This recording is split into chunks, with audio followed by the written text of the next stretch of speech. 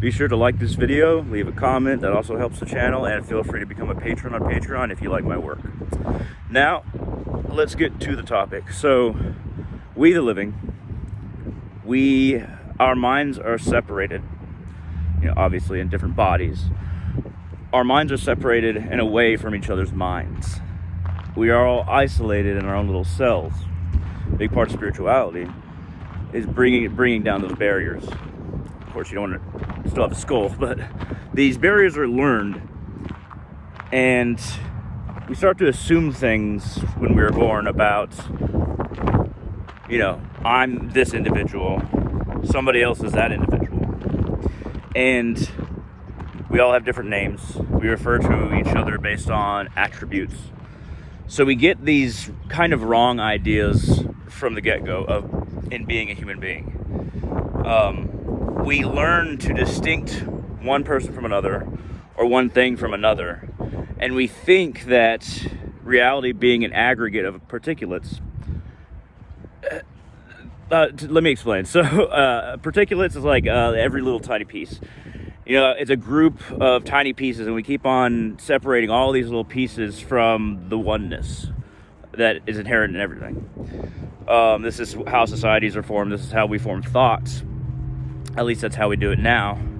And for instance, as time goes by, more and more things are categorized and isolated.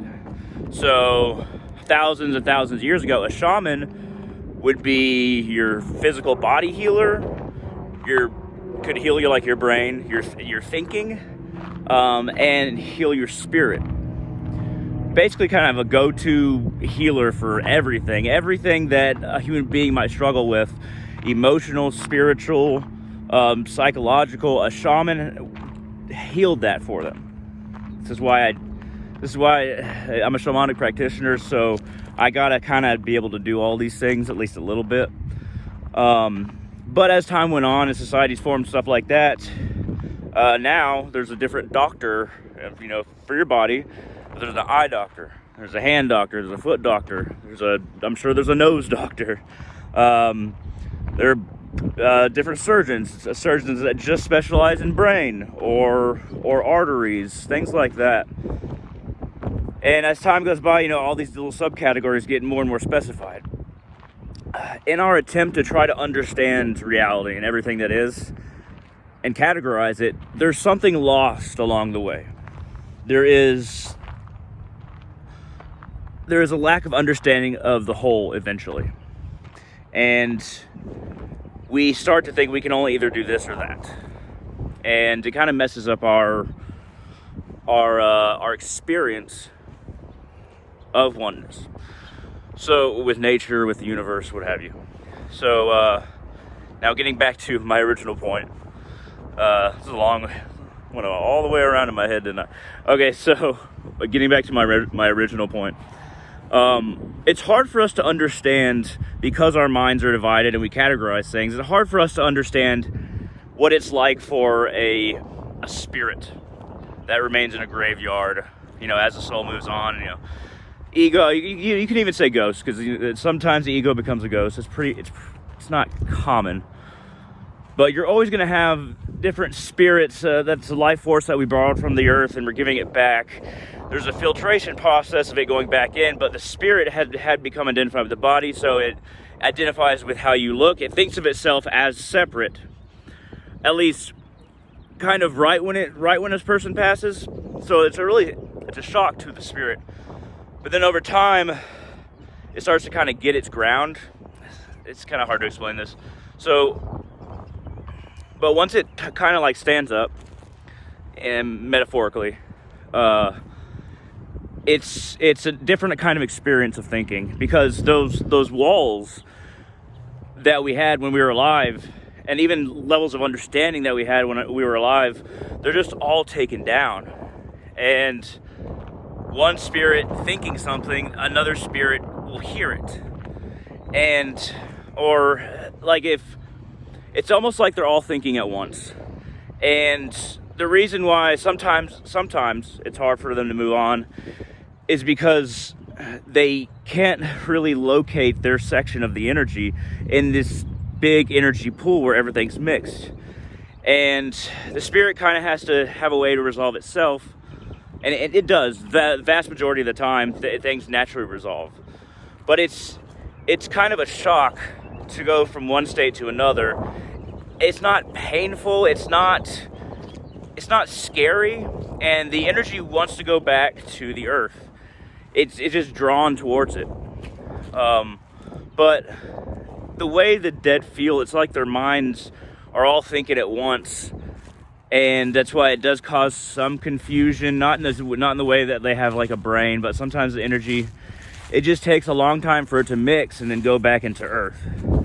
So a big part of what I do in graveyards is, you know, if I work with a grave, I'll say that name.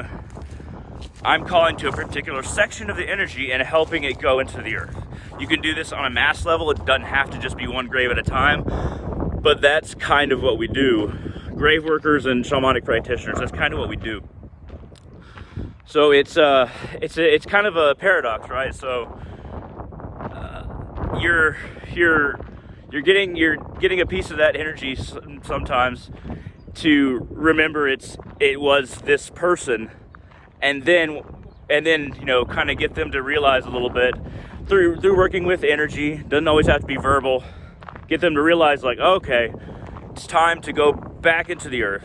Or if that person, a section of the psyche is like attached to this plane for some reason in the form of a ghost, it needs to meld back into the grander subconscious.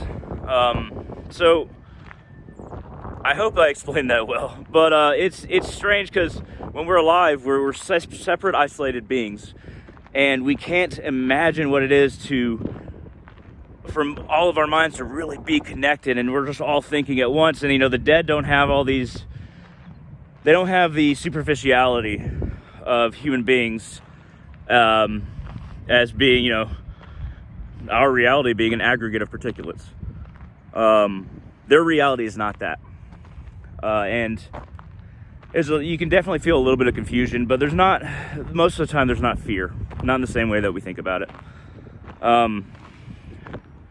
I think that I have to say at this point, don't be afraid to die. Obviously don't hurt yourself or kill yourself, but don't be afraid to die. And if, you know, you do find yourself in that position, everybody does. I mean, eventually, if you're living forever, good job. I don't know how you do that. But when you find yourself at that point, finally, the best thing that you can do for the process of all those little pieces that and you know, it's funny because, like, in order to describe this stuff, I'm splitting up, you know, spirit, ghost, and soul, and it's just how we understand things. But yeah, went another circle mentally, didn't I? But what you can do is just don't be afraid when you're dying. It'll make the whole process easier, and it'll make you. It'll work the way that it's supposed to work. I guess the antithesis of somebody like me would be somebody who uses the dead rather than work with them. Or, you know, even when I use their energy, I'm not stealing it. I'm trading it, and I'm doing it for fruitful purposes. And there's always an exchange. There should always be a give and a take if you're taking any energy. But back to my point, yeah, just don't be afraid. We all die. It's going to be okay. And this process, it's been happening for a long time. There's no need to fear it. There's no need to be wary of it. Stay alive for as long as you can. Heal yourself in all ways, or find somebody who can. And live a beneficial life before you get to the final step of the life you're on right now. At any rate, I hope you found this interesting. Feel free to like this video. Feel free to share it, as long as you give me credit for it. And feel free to become a patron. I would greatly appreciate that. At any rate, thank you very much for watching, and I hope all of you have a wonderful day.